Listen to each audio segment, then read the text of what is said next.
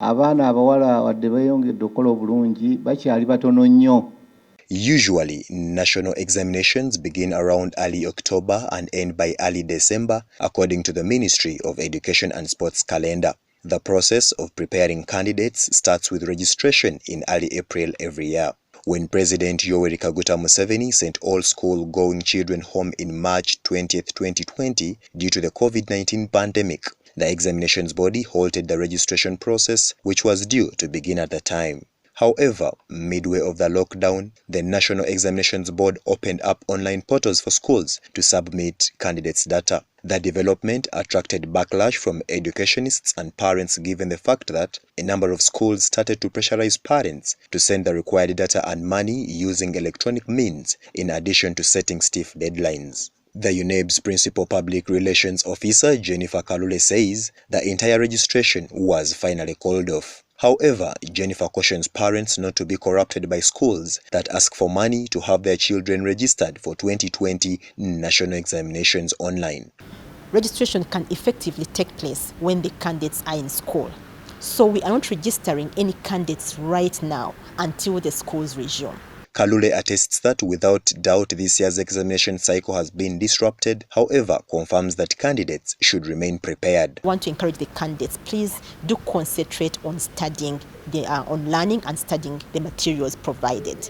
When the lockdown was extended for the second time, the Education Ministry developed a framework to enable the continuity of learning, where learners in primary and secondary are taught on radio and televisions, in addition to self-study material that was also distributed. For us, this is very critical because as an examination body, we cannot assess students who have not studied. So this is very good. It ensures that we keep our candidates in learning, so we can be able to assess them at the end of the day. Wambeo Issa and Masaba Robert are primary teachers who happen to be among the facilitators on UBC and Star TV respectively. They share their experience in e-learning as a practice. The children have been exposed to different teachers, not theirs that they used to. Even as the teachers were not prepared that at one time we would go on TV and teach. But like in our training, we train that a teacher should be prepared, a teacher should be innovative, a teacher should be creative. So we used any opportunity available to come up and teach.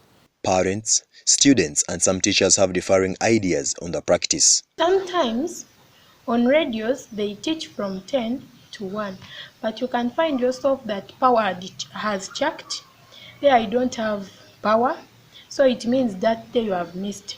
Like right now, the power is not there. That's why I'm going to wash the utensils. We have a very big challenge of the rural students that we have. The learning materials like the TVs, the radios, and even power may not be accessible in those areas. So we're a little worried when they come, how are they going to do exams, national exams, with the rest of the students who are having power, having TVs, having radios. As the candidate classes, they have limited time because we expect these learners to complete their syllabus within the second term. Who don't even have TVs. And then there are others, by nature of the location, they don't find it as important as it is. Couple also with the parents possibly who would say, would come in to help them, the children, and then they sit and listen to what is being taught, either on radio or TV. In our research, the disabled children at homes find it challenging since they are not catered for at all in this process of TV and radio teaching. People who cannot talk and who cannot hear, this information cannot reach them.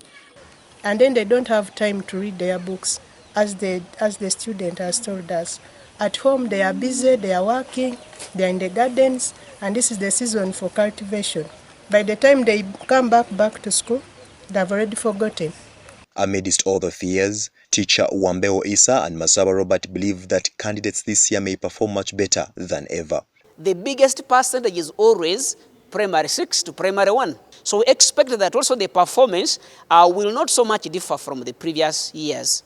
UNEB has got well-trained examiners who can assess these learners very well.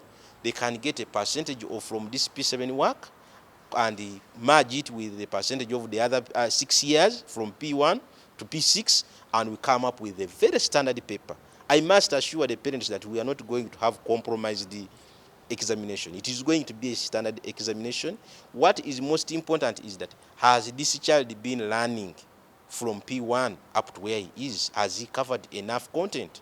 There have been calls from different forums asking the examinations body to start thinking of other methods of assessment. However, Jennifer says they will not be compromised on standards, therefore urges candidates to make sure that they use every opportunity and platform put in place by government and schools to study across the curriculum. Before the lockdown, we had made a business continuity plan, projecting that in case the lockdown is 1 month, in case it's 2 months, in case it's 3 months, what would we do? Basically, our mandate as UNEB is to conduct valid, reliable and equitable assessment of learners' achievements under whatever circumstances. And this is the time for us as UNEB to make sure that we conduct exams this year professionally and innovatively. And we want to assure our candidates out there, 2020 candidates, that you are going to do your exams.